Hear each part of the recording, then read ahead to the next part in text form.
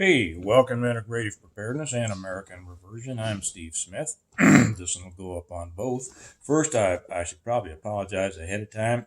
I came down with a cold last night, and I've gone through this whole year and a half thing with all this horrible, sickness.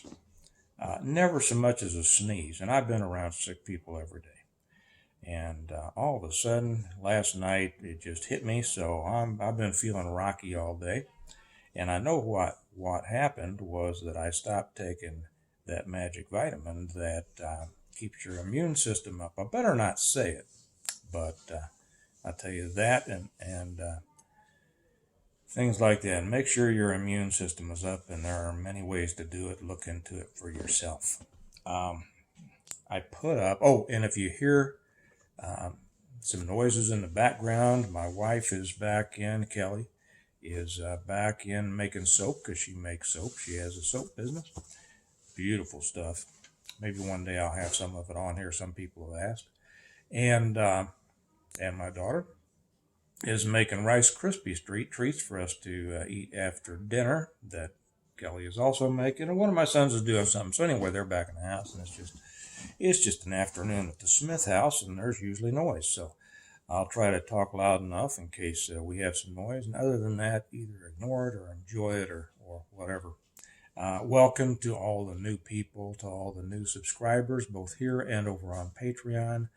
Um, and that kind of leads me to what I realize I'm talking kind of low today. It's this stuff. Uh, I put up something over on the Patreon on integrative preparedness. I'm going to put it also on the one Patreon on American Reversion. And it was an excellent video, a production by Curtis Bowers, a former congressman that talks about a lot. He expands a lot on what I'm going to talk about today. And so I do suggest that you go over and watch it because we are in a war. And the problem, and we have been for a long time, and it's not a war that most people will admit, I think, that we're in.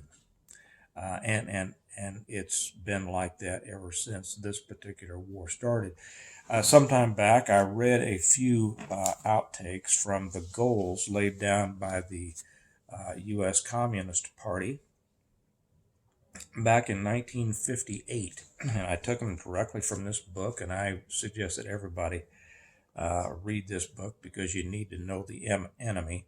I made one just the other day on knowing the enemy. If you don't know the enemy, you don't know how to fight it, how to fight them. And what I'll be taking this from today is out of The Naked Communist by Cleon Skousen. We are in a war, we have been, for a long time. It started back in the teens, to be honest. People don't realize how strong a presence the Communist Party had here in the United States during the 20s and the 30s. People don't realize that Roosevelt, Franklin D. Roosevelt, and one of my great uncles was one of his vice presidents, how many communists he actually had in his cabinet. Or not in his cabinet, I'm sorry, I misspoke. That's the cold talking. In his administration. Truman kind of carried that forward. Eisenhower kind of put a clamp on it. Kennedy put a clamp on it. Maybe I'll talk about more of this later. I don't want to get too far afield because I want to get to these tenets right here pretty quickly. Through the years, it's people who tried to warn against the communist takeover of the United States were scoffed at, made to look like idiots. If you look back to McCarthy, they gave it the term McCarthyism.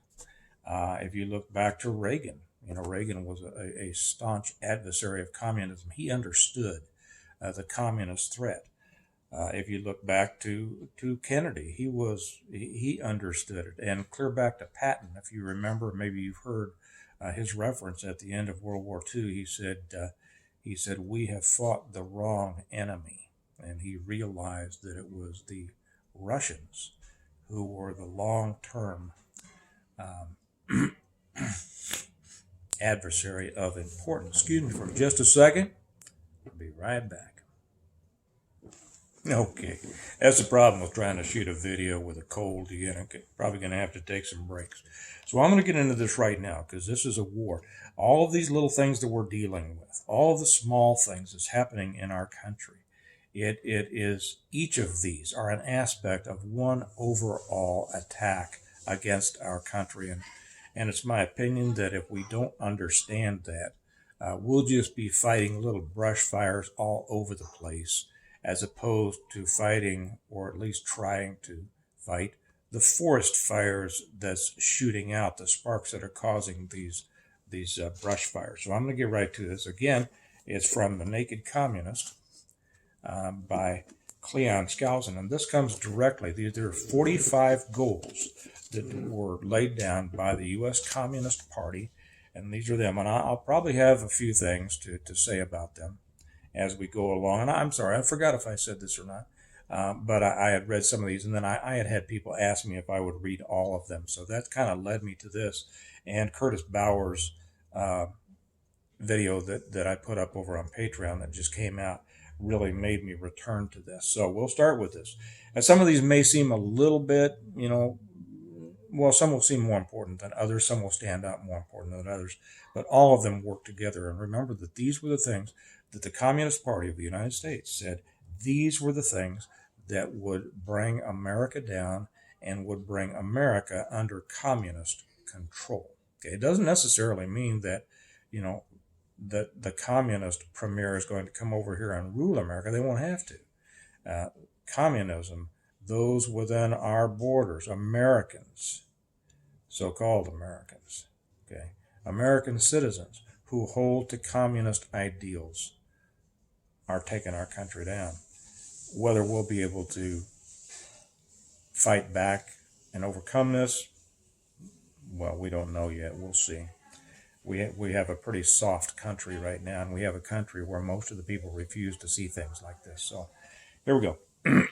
Number one, U.S. acceptance of coexistence as the only alternative to atomic war. Now remember that we had nuclear superiority for a long time, and we still do. I mean, this is all very secret, and I shouldn't say that. I shouldn't say that we still do. I don't know. You don't know. There's a few people who do know, but I do know that the MAD doctrine, mutually assured destruction, still holds between us and the other superpowers. Well, semi-superpowers, but they're gaining on us, and we have allowed that.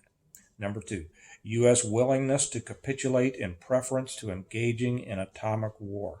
Well, isn't that the truth? We have given away stuff through the years all over, to those in. Excuse me just a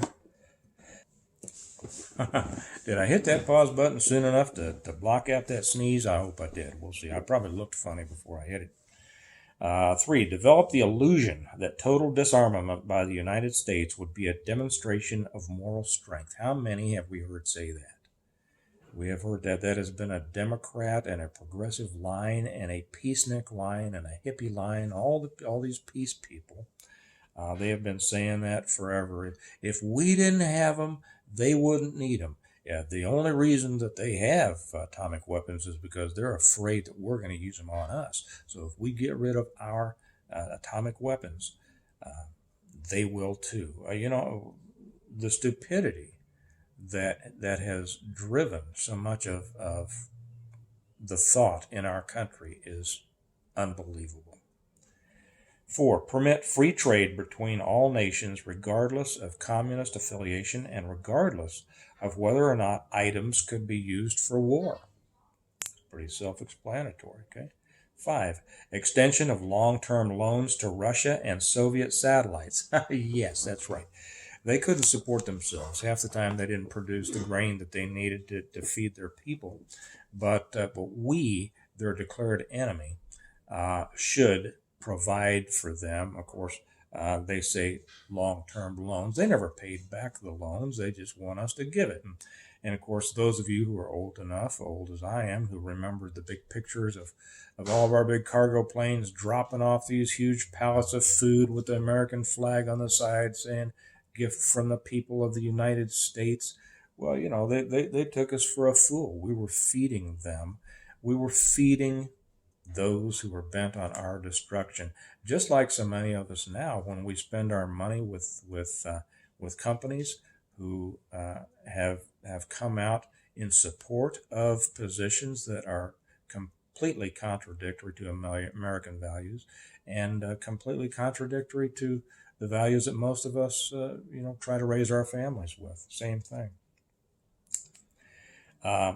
6, provide American aid to all nations, regardless of communist domination. That's another thing. So the commies are in charge of these countries, but we now, and this is the Communist Party here in the United States saying we should do this. And guess what? We did it. We sent foreign aid to every tin pot dictator in the world that hates us. At whose expense? At the American citizens and taxpayers' expense. Who paid for that? We did. 7, grant recognition of Red China. Admission of Red China to the UN. The UN is another thing that people should pay attention to. Many of you will remember, at least I do, when I was in grade school, and the big push of UNICEF, and we were all excited when we'd go out trick-or-treating, and at school we'd get our little, they'd tell us how important it was for us to get our little UNICEF milk cartons and take it around, and while we got candy for ourselves, get people to give money to UNICEF for the starving children around the world. Well, this all went into a slush fund at the United Nations, which was and is a totally and anti-American organization. I remember one time, and it was the first time that I was kind of introduced to this. We were on a family trip. We were visiting some of my family down in Lubbock. Well, it was either Lubbock or San Angelo. I forget which, both in Texas. For those Texans will know that. Maybe people in Jersey don't know that. And we went into a diner after church. Went to church, then went to a restaurant for after church dinner. And we sat at it. It was one of those places where they had little paper placemats, and this one had flags of the world all around the border imprinted on the placemat. And my aunt looked down there, and she stood up. And now my aunt, you'd have to know her. She was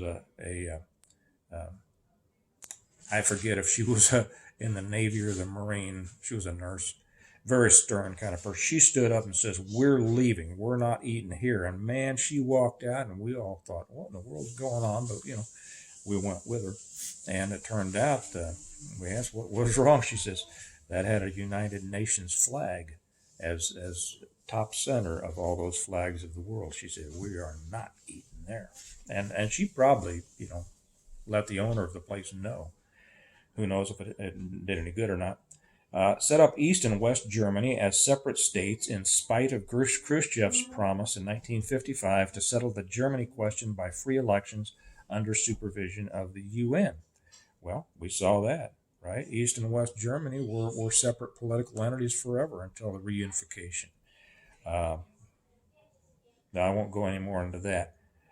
9, prolong the conferences to ban atomic tests because the U.S. has agreed to suspend tests as long as negotiations are in progress. That's right. We were always stupid on this. Our leaders were always weak and stupid, and all the Soviets had to do was to get us to agree to suspend any further tests or development while talks were in progress. And of course they were developing and testing, but they knew that we would abide by the rules for the most part, and they would not. And of course, you can never blame your enemy for trying to get the better of you. If the enemy is understandable. The problem was people within our own country who were supporting these communist views and painting us as the aggressors. 10, allow all Soviet satellites individual representation in the UN. Yeah, well, they just wanted, it's kind of like packing the court, right? The more people they get in there, the more satellite countries they get in there. They're all speaking with the voice of Moscow, but they wanted separate seats for all of these. And if you'll look at, it's been a while since I have, but if you'll look at the countries that are on the human rights committees and whatever, it's just astounding. The, the the countries that are on these standing committees of the United Nations. Just a second. Okay, I do apologize for all these little blips that I have to take in these breaks. I probably look like Rudolph now. 11. Promote the UN as the only hope for mankind.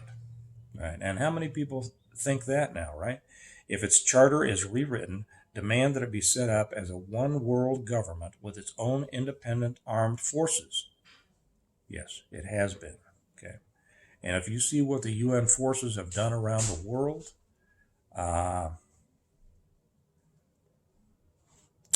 amazing. And if you're not familiar with that, look it up. Some communist leaders believe the world can be taken over as easily by the UN as by Moscow, and I would say that probably more so. Sometimes these two centers compete with each other, as they are now doing in the Congo. Yeah, Okay, that's. I'm not going to go into that. That's extremely complicated. 12. Resist any attempt to outlaw the Communist Party. 13. Do away with all loyalty oaths, including the Pledge of Allegiance. And that went farther than that. It went with, in military or police or when certain there are other agencies that you have to take an oath for. Although we've seen so many people that take the oath. If you don't mean it, you'll take it because you just need to take it to get in there and do your dirty stuff. 14. Continue giving Russia access to the U.S. Patent Office. Now that's a deep subject we won't go into, but just imagine that. You can Google this yourself. It'll take forever to explain the problems that have come about because of this. Just imagine Russia having access to the U.S. Patent Office. Okay, 15. Capture one or both of the political parties in the United States. Well, they got one of them some time ago, and they've got about half of the other one, right? And remember, these are the goals set down by the Communist Party in the United States in 1958. 16. Use technical decisions of the courts to weaken basic American institutions by claiming their activities violate civil rights. 17. Get control of the schools. Use them as transmission belts for socialism and current communist propaganda.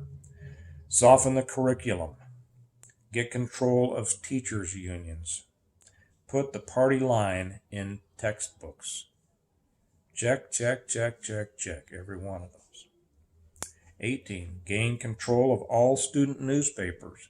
When was the last time you read a student newspaper? I haven't for a long time, but when I had businesses in college towns, I did, and it was, you thought you were reading Pravda. And that was back in the 90s. 19. Use student riots to foment public protests against programs or organizations which are under communist attack. 20. Infiltrate the press. Get control of book review assignments, editorial writing, and policy-making positions. Pretty much all of them, right? Except a couple of the new upstart ones. Now realize, this has been going on for a long time. And as a result of how the information being fed to the American people was skewed, it's understandable how the American people have changed in their opinions of things and have stopped understanding the dangers of communism because it's been fed to them, spoon-fed to them, these essentially socialist and communist positions as something that's good and right and nice and fair, equity. 21. Gain control of key positions in radio, TV, and motion pictures. Yeah. 22. continued discrediting American culture by degrading all forms of artistic expression. An American communist cell was told to, quote, eliminate all good sculpture from parks and buildings, substitute shapeless, awkward, and meaningless forms. I don't know what it's like where you live, but around here, half this stuff I've said that's in parks and in greenways around, they look like junk that fell off the back of a junk truck, and they call it art. 23. Control art critics and directors of art museums. Our plan, quote, is to promote ugliness, repulsive, meaningless art. Remember the great artists you ever used to go to art galleries and you see the paintings of the Dutch masters, and it was just art was just amazing, in my opinion. You go back to the great musical masters, Mozart, Beethoven, thing that may not be your thing, and to be honest, I would rather listen to ZZ Top or Trace Atkins than most of that stuff. But it was beautiful. It was complex. It was amazing. It showed, the ability of the human mind as it is artistically expressed. Look what passes for music nowadays, or not music, rap, or whatever it is. Look at it. It's horrendous. Eliminate all laws governing obscenity by calling them censorship and a violation of free speech and free press. Yeah. Now,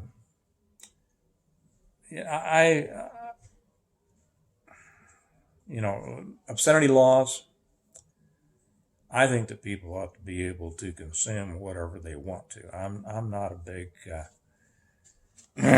censorship person. So I'll leave that alone. 25. Break down cultural standards of morality by promoting pornography and obscenity in books, magazines, motion pictures, radio, and TV. Well, that's right. It used to be. Now, and I'll lump this in with 26 here.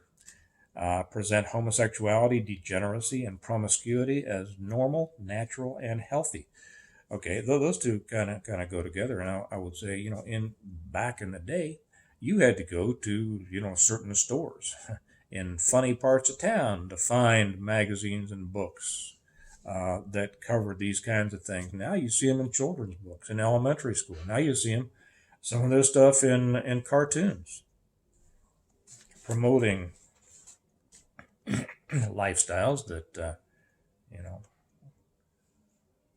are different from the American ideals of the past.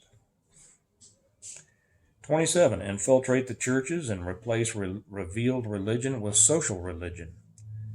Right?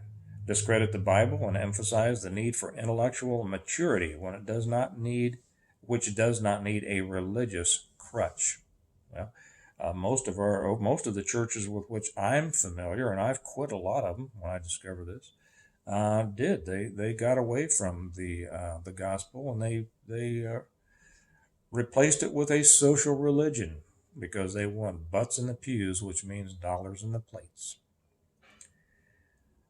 28. Eliminate prayer or any phase of religious expression in the schools on the ground that it violates the principle of separation in church and state. Now, I know most of you will understand that there was no such thing as a separation of church and state. That comes from a letter that Jefferson wrote to the Baptist Church in Danbury, Connecticut, and it was not in the Constitution.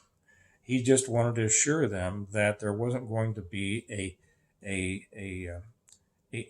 legally designated national religion that everyone had to go by. Our country was based on Judeo-Christian principles. The Bible was used in most schools as the first book by which people learned to read.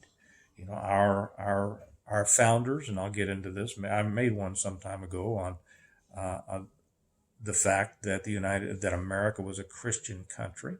It was founded as such, and it was an integral part of the life of America. It was the foundation, religious principles, and the Christian religion were the foundations of our country. I'm sorry, that's going to upset some people. I'm sorry, but it's the truth. And if you don't understand it's the truth, you need to study a little bit more. Sadly, it's gotten far away from that. 29, discredit the American Constitution by calling it inadequate, old-fashioned, out of step with modern needs, a hindrance to cooperation between nations on a worldwide basis. Right, how many people have we heard say that the Constitution is a living document? It doesn't mean what it meant. It means whatever we want it to mean now, kind of like they say about the Bible. No. It doesn't matter. It doesn't mean what it says. It means what we want it to say now. 30, discredit the American founding fathers. Present them as selfish aristocrats who had no concern for the common man. 31, belittle all forms of American culture and discourage the teaching of American history on the grounds that it was only a minor part of the big picture. It in many cases was the big picture. Give more emphasis to Russian history since the communists took over. Well, I wish they did. I wish they would tell more of the truth of Russian history and how communism has destroyed a major part of this world and been the result of the deaths of hundreds of millions of people. That would be good. Most of our teachers don't know anything about that. 32, support any socialist movement to give centralized control over any part of the culture. Education? Check. Social agencies? Check. Welfare programs? Check. Mental health clinics? Check. Centralized control.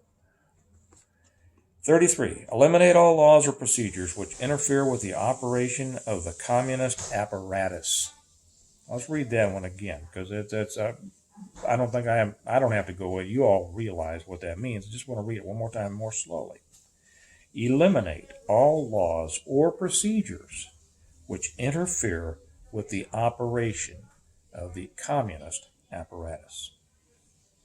Eliminate, this is 34, eliminate the House Committee on Un-American Activities. Do you all remember that? A lot of people get that mixed up with Joseph McCarthy. He was a senator. He wasn't in the House. But they understood and they saw the extent of communist infiltration into journalism and Hollywood and the government, many aspects of our society. And they were investigating it. And, of course, right here, eliminate the House Committee on Un-American Activities. They got the American people to believe that this was un-American going after the communists who were trying to destroy America. Okay.